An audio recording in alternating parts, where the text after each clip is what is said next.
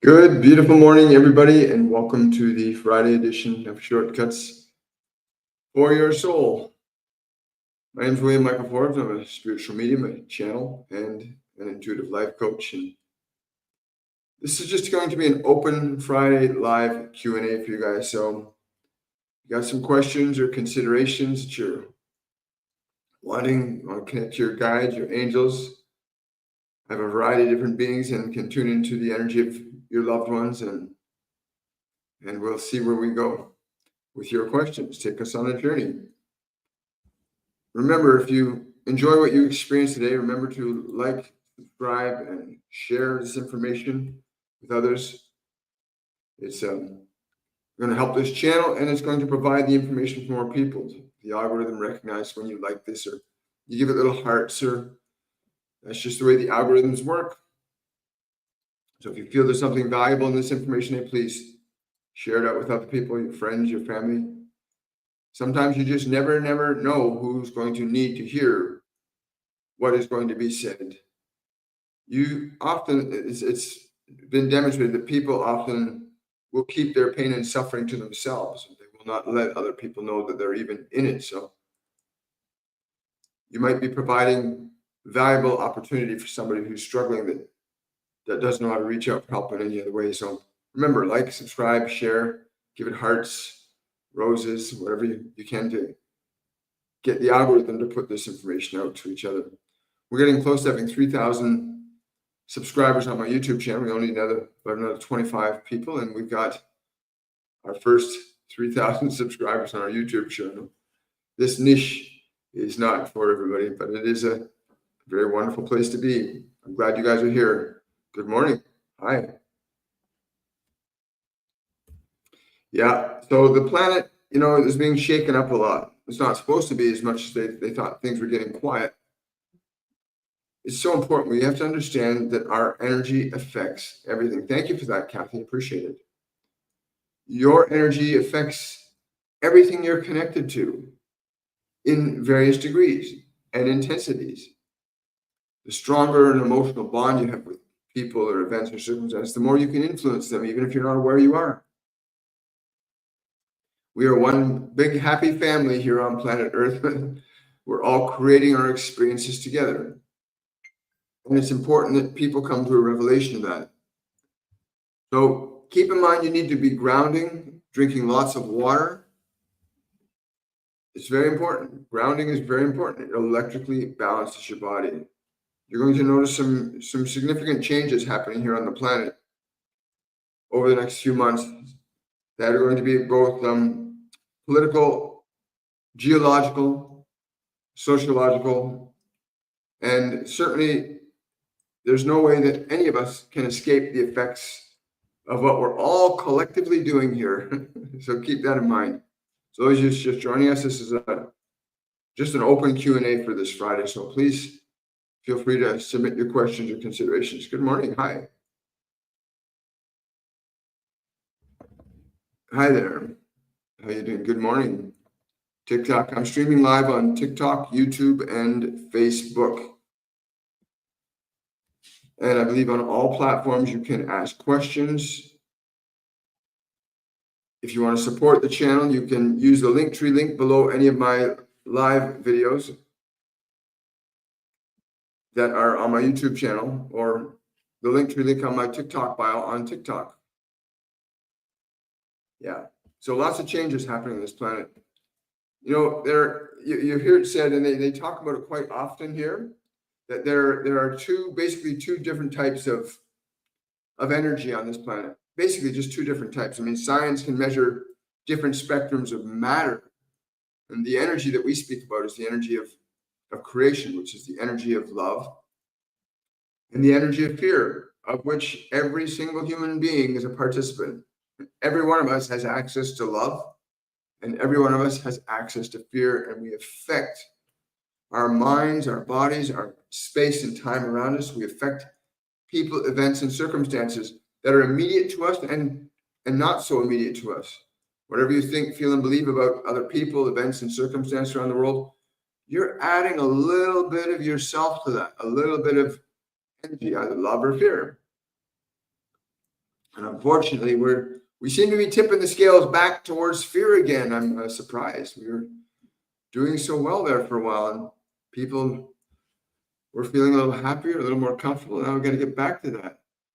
Hello, William. Is there a reason why some people wake up suddenly and yet others have been working on this? Yes, it is. First, if you do not have the knowledge, it can take you many lifetimes.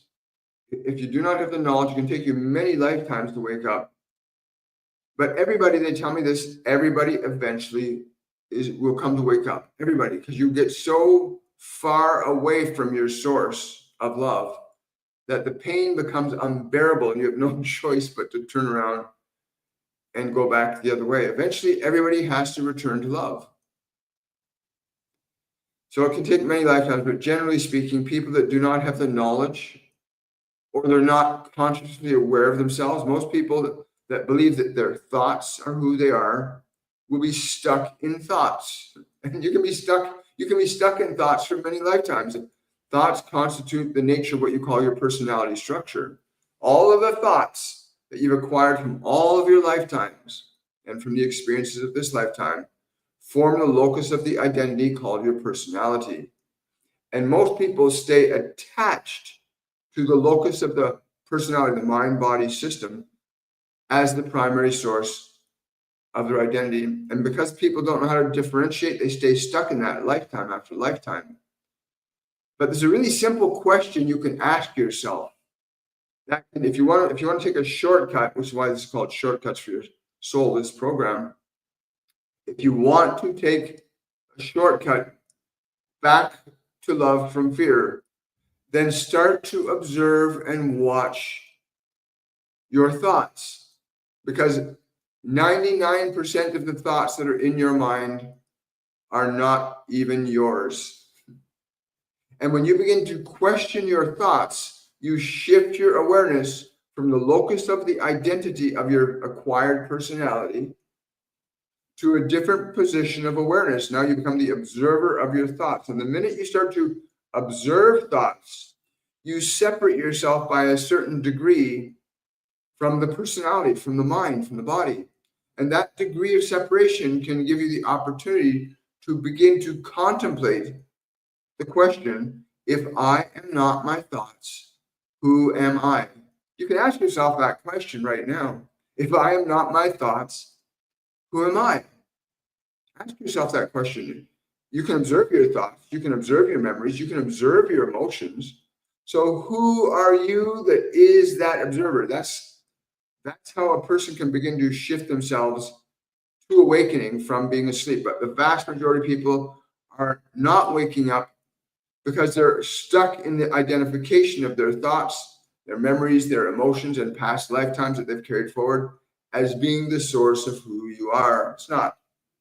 Your personality is not the source of who you are.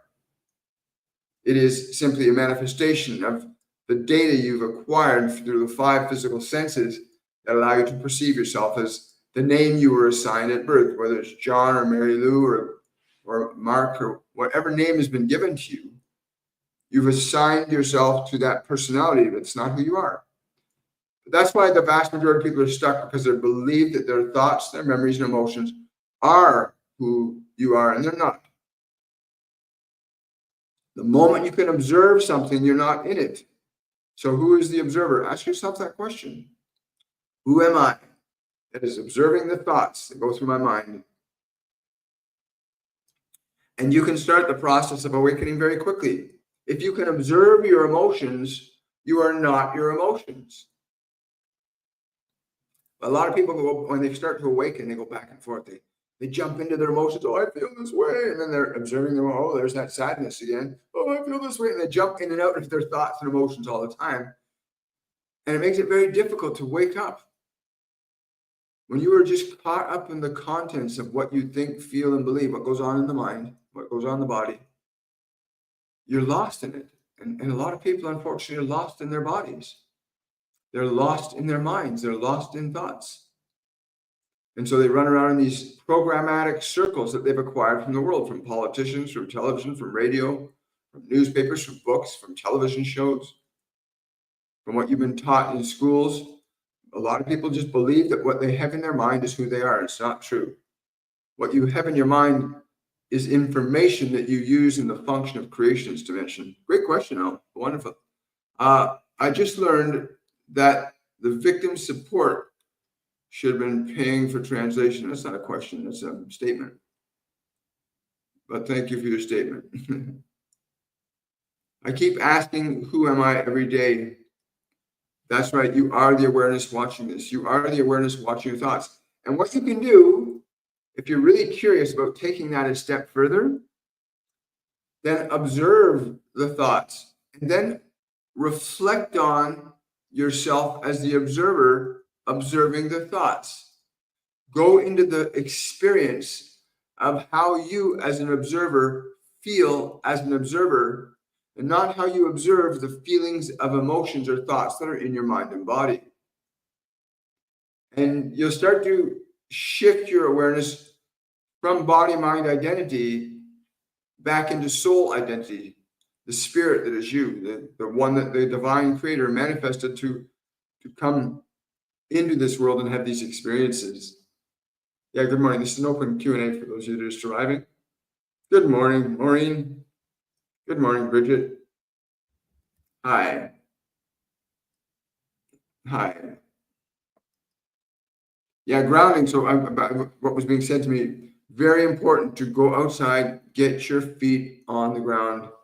Yesterday, I was out at this beautiful place called Surfs Up here in the town of Mazatlan in Mexico, and had my feet just sitting in the sand, and then we get up and dance in the sand, and it's a beautiful thing, grounding. You should be doing it for at least 20 minutes every day, where you just put your feet on the earth itself, on a beach, on grass, not on cement, not on manufactured things, but on actual organic earthly substances like sand and physical earth, grass, natural rock formations. Rock is a really good place for grounding too. You can sit on natural rock, is very good for you as well.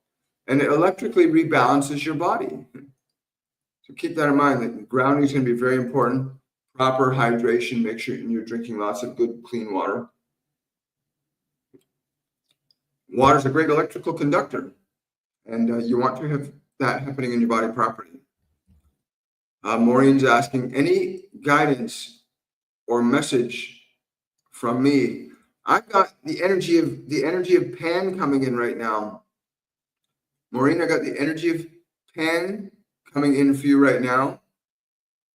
Honor the mother this day in all her sacredness. Let your attention be reverent. Let your attention to the mother. He's referring to the earth as a whole. Let your energy towards her be reverent today. Let your energy towards the earth be reverent today, Maureen. That'll be really helpful. Good morning, Jasmine. Good to see you.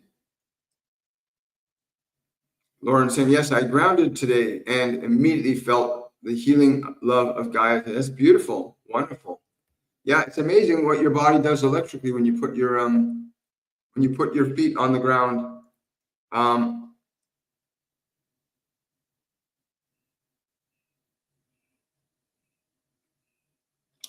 It feels like information everywhere is confusing, and now I trust no one completely. What do I do? Okay. Again, when you start to shift from identification with I feel I'm so sad, when you stop I'm sad, when you stop being the sadness, being the anger, being the rage, when you stop being them and start to observe them, you'll start to realize that some of those uncomfortable feelings or aspects of yourself, some people call it shadow work, but these lower vibrational emotions of guilt, shame, anger, rage, these lower vibrational emotions are aspects of your being that are requiring the energy of love, which you can give to them. You can actually get in touch with your anger You can get in touch with your sadness. You can get in touch with your guilt, your shame. You can actually get in touch with it and be aware of it and say to it, I'm willing to take care of you. This is not complex. Everything they've taught me over these last 6 years is ridiculously simple and not unnecessarily complex. When you feel a negative emotion, pause. Be present with the emotion. Feel where it lives in you. And then just communicate the emotion. I'm with you. I love you. I'll take care of you, even if I do not understand you. Don't ask me why that works, but it does. There is a reason for it. They've explained that to me, why when you communicate to an emotion that you're willing to love it and take care of it. Because you as a soul are interacting now with the mind-body system in a way that it probably has never been interacted with. People are trying to find somebody out there who can love you and cherish you and make you feel like $1 million. You know, we're all looking for that, right? What you want to do is become that person towards your own mind and body. You'll be amazed how quickly things can change. When you're feeling angry or upset, you turn to your anger and upset. Hey, I know you're really upset. You don't have to worry about a thing. I'll take care of everything. You start to become the healer of your body and not the subject of it, right? You want to do that. You really want to do that. It's been a long time since we've done an open Q&A like this. Hi there. My entire nuclear family has passed away. I'm only 44, too young to be without the guidance. Oh, Amanda, let me say this to you, Amanda. It's funny you got the number 40, your age 44, because 44 is also a master number that I was told that the meaning of the number 4 is divine order. And your family may not be in their physical embodiment anymore, but they're not gone from existence. You can learn how to connect to your families. Like even right now, if you just take a slow, deep breath and relax your body, just take a slow, deep breath and relax your body. Just relax it. And then take your right hand and put it over your physical heart. Once you do that, you're going to feel a flow of energies. You might call it heat. Doesn't matter what you call it. But feel the flow of energy between the hand and the heart. As you feel that flow of energy between your hand and heart, just sense and feel your family members. Even as you remember them, just let yourself become aware of them. As you start to become aware of them in the way that you are, just simply speak these words to their energy through your heart. Thank you for being a part of my life. Just repeat that to them. Thank you for being a part of my life. Because just because they don't have a physical body does not mean they do not exist. It's like if I said to this water, because I apply a different vibration to the water and it turns to steam and disappears, right? I put heat as a vibration to the water and the water disappears. I don't cry that the water's gone because it's just not physical anymore. I can actually take a frequency called cold and condense that water from the invisible back to the visible. Well, your awareness can do with that with your loved ones. You can sense and feel the presence and energy of your loved ones. You can learn to do that. And you can bring them close to you energetically and feel their presence with you right now. You're not alone. You're not alone, and you're not without guidance. You wouldn't be here if you were without guidance. Very few people know you can turn to your own pain, your own anger, your own sadness, your own guilt, your own loneliness. You can turn to it and say, hey, I'm with you. I love you. I'll take care of you. You can actually communicate that to your own sadness, your own loneliness. Because loneliness, emotions are things that live in the body. They're things that live in the body. They're the things that allow your body to take action. The emotions are a movement of neurological energy that compels the body to move into action.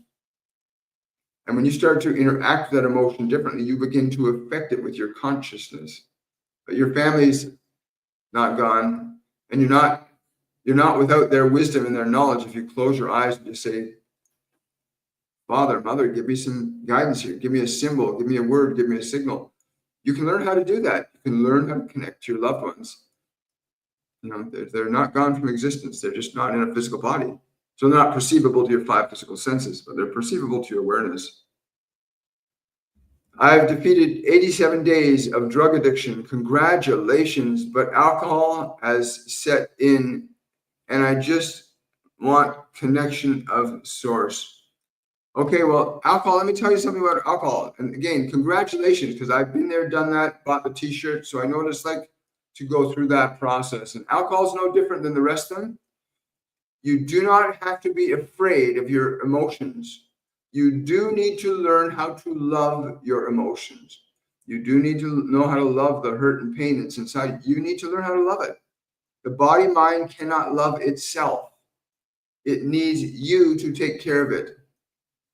What alcohol does, energetically, alcohol breaks the electrical connection between you and your mind and body. Alcohol is a very bad conductor of energy, but you're not incapable of loving your mind, not loving your body, and loving your emotions that are needing you to love them. Your mind and body cannot love themselves. They require you to love them. Keep that in mind, Keep that in mind. So alcohol, when you're about to take a drink, pause and ask yourself, what is the emotion that I'm feeling? Because that emotion that precipitates the action of addiction, that emotion, I'm going to repeat that, yes, I will. That emotion that precipitates the actions of addiction is where you need to put your attention and love. So let's say you're feeling real sad. I'm feeling so sad. And now you want to drink. So you say they got that going on. Just turn to the sadness, get close to it and say, no matter how you feel, I'm going to love you, honor you, and take care of you. And speak those words very slowly, whether it's sadness, anger, pain, guilt, shame. You want to meet it with your love and your kindness and your grace. And when you do that, the moment you feel like taking a drink and you catch that emotion, you say that emotion, I'm with you. I love you. I'll take care of you. And you stay present with the emotion. Your presence is a function of love. That's what you are as a soul. As a soul, you are a function of love. And when you bring your presence to your anger, to your pain, to your guilt, to your shame, you actually begin to heal them. Especially when you're saying, I'm with you. I love you. I'll take care of you. I'll just be present with you. And the pain might get worse. It might get more uncomfortable. But if you stay present with it, saying, no matter how much pain you feel, I'm going to stay present with you. I'm going to continue to love you. I'm going to stay right here with you. The function of correction happens spontaneously. It's quite a miraculous thing. I've seen it many, many, many, many times. So you don't have to be stuck in your pain and your sadness. You don't have to be stuck in it. You can be grace and you can be love with it, and it will start to correct. So yeah, I understand that position of addiction very well. Yeah. Thank you so much. Embrace all of it. Yes. Yeah. Remember, your emotions are not going to hurt you. They feel uncomfortable because that's a part of yourself that feels uncomfortable. Emotions can be uncomfortable only because that's a part of you that feels uncomfortable. Maybe it's the child self or the adult self or the body self has gone through pain or trauma. And when you bring yourself present, say, no matter how much sadness you're feeling, I love you. No matter how guilty you're feeling, I love you. And you learn to suddenly break your subjectivity to the emotions and you begin to free yourself. And your mind and body, you begin to free yourself of those emotions by the way you interact with them.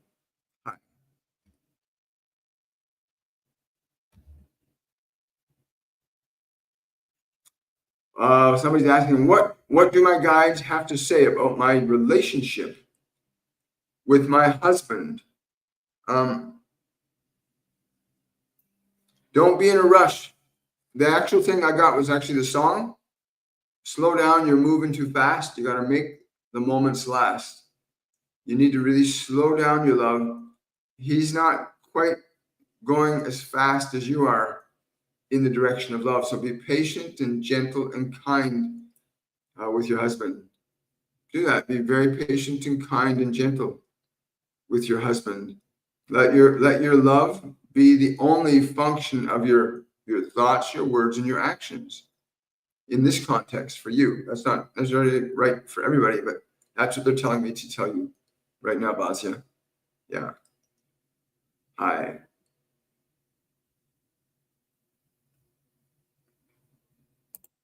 Someone's asking, hi, William, you were traveling a few months ago and posted a picture of you in front of a mountain rock. To me, these forms are like petrified wood. Were they giant trees? Have roots left caves? Yes, we went to a place called Devil's Tower in Wyoming, and you can look at that. It's quite remarkable. That's a great ancient tree that once stood, and it's now petrified. There are many examples of that throughout the world. If you do a little research on great ancient trees throughout the world, and you'd be quite astounded. And they've told me that this planet has had many iterations of civilizations, many for millions of years. That life has ebbed and flowed on this planet like the waves on an ocean side. It ebbs and flows with the tides. Life has done the same thing here. There used to be trees that were half a mile high on this planet. Imagine that, trees half a mile high.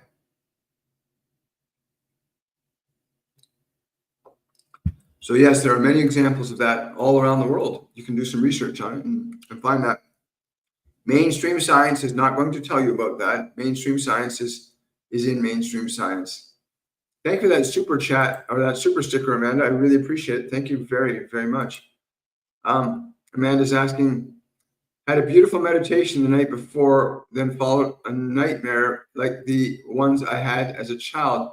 It did not shake me, but I would love a message around this. Meet all of your fear with the grace of your love. Meet all of the fear within you with the grace of your love. Do not fear your fear. Simply be the presence of love with your fear. You are moving towards a state of divine grace when the self is no longer seeking to find love, but that the self is now on the verge of being love. Wow, that's really cool, Amanda. Being love. I like that. You're not the emotions or the mind. Yeah, that's right. You're not. You set yourself free. Hi. Can the future affect the past? Yes, absolutely. Right now, this is a good example they gave me. They taught me this a little while ago. They said, you can go back to any point in your childhood, William, and you can actually affect those events, which will create a feedback loop and change your present and your future. So you actually are in the future of your past right now. And you, from where you are now, can go back to the past and affect it with your consciousness. I've done this. So if you had a traumatic experience as a child, or you had something that really hurt you or upset you, you can actually go back to that point of time and space, and you can literally restructure it. You can literally change the way that part of you felt and experienced that event. That the change in the energy of that event will affect the future that you're in now. From now to then, from then to now. I am both the Alpha and the Omega, is what is spoken about in Christian mythology, or whenever they refer to God. I am both the Alpha and the Omega, the beginning and the end, the before and the after. And so you can literally affect your present by affecting your past. And you can affect your future by how you affect that past as well. Great question. Not many people think of questions like that. So thank you so much. Who were you that asked that question? Shout out to you. Yes. Cuckoo Brat. Cuckoo Bra, yeah. Very great question. Thank you so much. Oh, you're very welcome, Amanda. Dion is asking here, question, is there message for my son? He's going through a difficult time trying to find work. He feels low and feels like giving up. Thank you, William, guys, and much love and gratitude. If you can instruct your son or if you're listening right now, young man, you need to do two things right now. You need to sit down, sit up straight, pull your shoulders back, and put a smile on your face. You know, the minute you put a smile on your face, you take control of the body, you make it smile, which changes the nervous signals from the brain to the body, from sadness to that energy. And when you shift your energy deliberately, it starts to shift things around you. The goal for you then is to stay in that state of joy, no matter how it appears around you. No matter how difficult your mind, oh, it's so hard, wondering what your mind is telling you, stay in that place of joy. Keep a smile on your face. I know it sounds really simple, but just the act of keeping a smile on your face will shift your energy. When you go in to apply for a job, be smiling, because your smile changes the energy between the brain and the body. If you're going through and you're in a low vibrational place, then that will send out a different signal. So get into a state of joy about the job, even if you don't know what the job is. But go into a state of joy and let that feeling of joy, which you can stimulate by starting to smile, thinking about good things, remembering good things, anticipating good things, you'll create the energy of goodness and joy. And that will emit into your world and affect changes, because our emotions orchestrate our experiences, right? Your emotions will orchestrate your experiences. Keep that in mind, young man. Hi. We'll further investigate this. Thank you, and aloha. Aloha to you too. Yeah, Hawaii is an amazing place. There's lots of energy around there, and lots of ancient sea people out around Hawaii. Beautiful place to be. So on my bucket list. You are not the emotions, you're not the mind. That's correct. Wow, we have a very eclectic group of people today. Great questions. Hi. Somebody's saying it's so much pain I'm in. Okay. So let yourself be aware of your pain. Just take a moment. Be aware of your pain. Be aware of it. Let yourself be aware of it. As you become aware of your pain, communicate these words. Communicate these words to your pain. I will not ignore you anymore. Just communicate those words to your pain. Like deliberately, consciously give those words to your pain. I will not ignore you anymore. And be aware of how your pain responds when you give it that thought. I will not ignore you anymore. And then however your pain reacts in response to that, simply say, I'm willing to love you, even if I don't understand you. Just communicate that to your pain. I'm willing to love you, even if I do not understand you. And you'll be amazed at what can happen to that pain inside when you interact with it differently than the way you are. Right? We get into habits of interacting with our anger, our fear, our pain, but rarely do we go into a place of really loving it. Who is aware of the pain? That's a great question. So who are you that is aware of the pain, which comes us back to what we were saying earlier, that as awareness, you can act upon your mind and body different than the world does. But the vast majority of people depend upon the world to interact upon you to make you feel a certain way. You got to realize that you can wait for the world to make you feel a certain way, which is very tedious and can be, sometimes you'll be waiting a really long time. Or you can learn to act upon your own mind and body with the love and grace that you're capable of giving to yourself, right? Very important. Hi. Hi there. So grateful to hear that. Is there a reason I couldn't control my anger yesterday? I was sad. I couldn't. I had a big outburst. Yeah, that happens from time to time. Don't be so hard on yourself. It's just letting you know that there's a part of yourself that is in pain. Anger is a function of pain. Anger is a secondary emotion. Fear, guilt, and shame are primary emotions. Anger is a secondary emotion.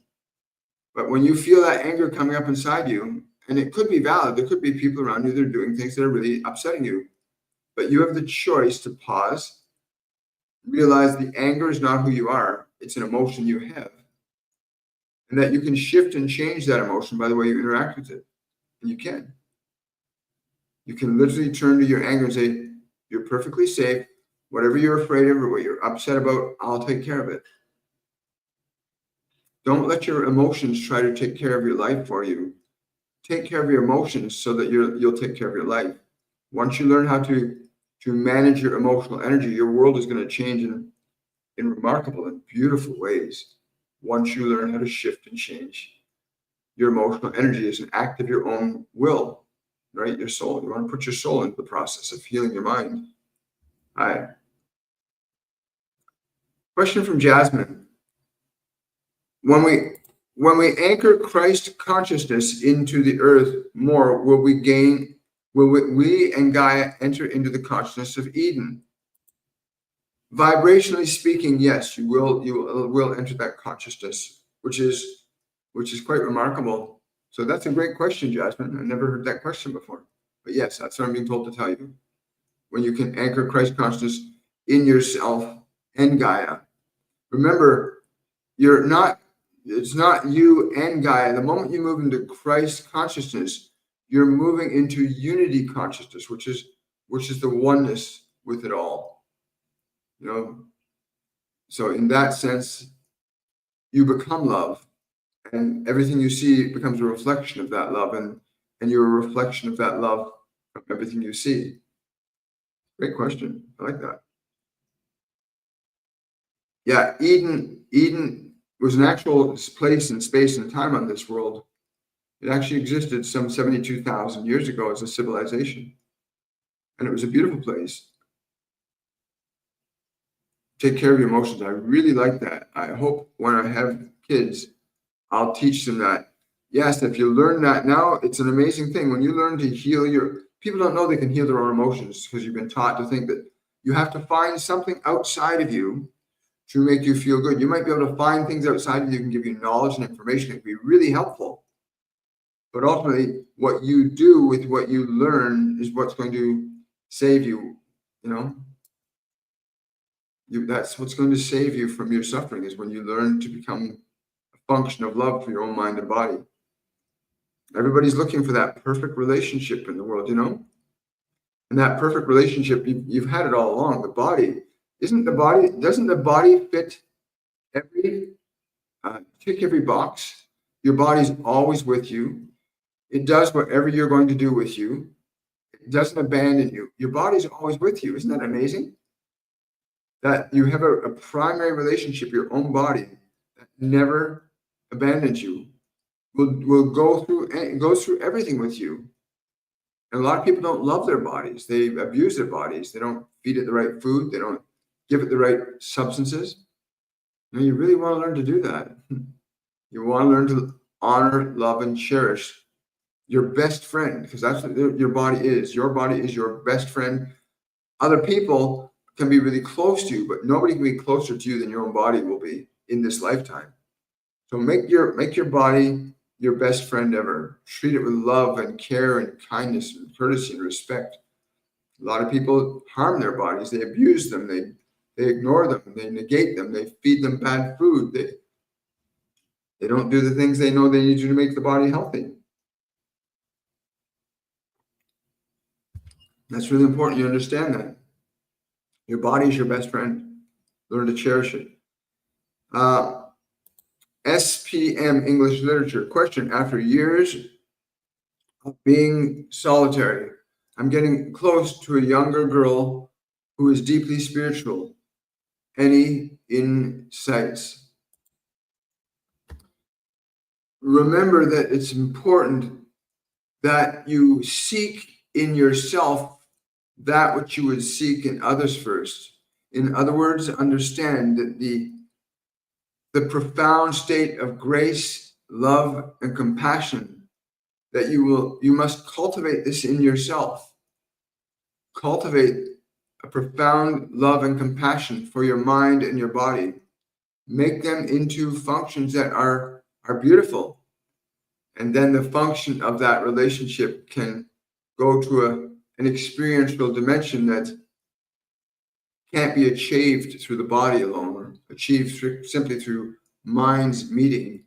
But when souls truly meet, the form is not that important. The flesh is not as important as the communing of the spirit.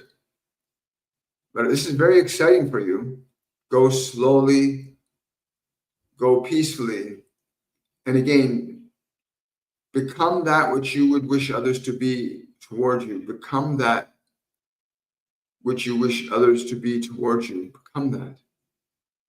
And you'll find it will not be just this one person, but there are many such people that you can commune with in a remarkable and beautiful spiritual way. Become what you wish to behold. Wow, that's really nice. Thank you so much for sharing that. I woke up to the feeling of somebody doing another psychic surgery. Can you see what happened? Yeah, they're trying to get you to let go. Whoever this is, it's a male and female. They're working together. They've been trying to get you to let go. Yes, of this anger you've got. You've got to let go of the anger. They've been trying to get it out of you for a long time. They've tried everything they can. They're telling me to tell you, you need to let go of your anger and your rage and your judgment. You need to do that, right? You need to do that. They can't do it for you. They've tried and tried, right? Thank you for the gifts. I really appreciate that. I realize my judgment upon them. Yep. You have to let the anger go. Hi. There we go. Well, I think we are complete today. And this is our first Friday Q&A, where it's just Q&A. I haven't brought anything through other than what's come through for all of us. Thank you for supporting the channel. Remember to like, subscribe, share, follow, whatever it is you can to tell the algorithm that this is information that is valuable to you, and you believe that this information will be valuable to other people. On my YouTube channel, there's over 1,500 different channelings that have been done there that you can go and tap into some of the knowledge and wisdom of the ascended masters, guides, angels, multidimensional beings, other humans that have lived on this planet, such as Einstein, Stephen Hawking, and many, many others. And you can go to the live video section of my YouTube channel, and they're all there. I want to wish you all much love. Thank you so much for coming out and supporting the channel. I really, really appreciate it. And I'll see you guys on the Monday edition of Shortcuts for Your Soul. Have yourself a wonderful, joyful day. Bye for now.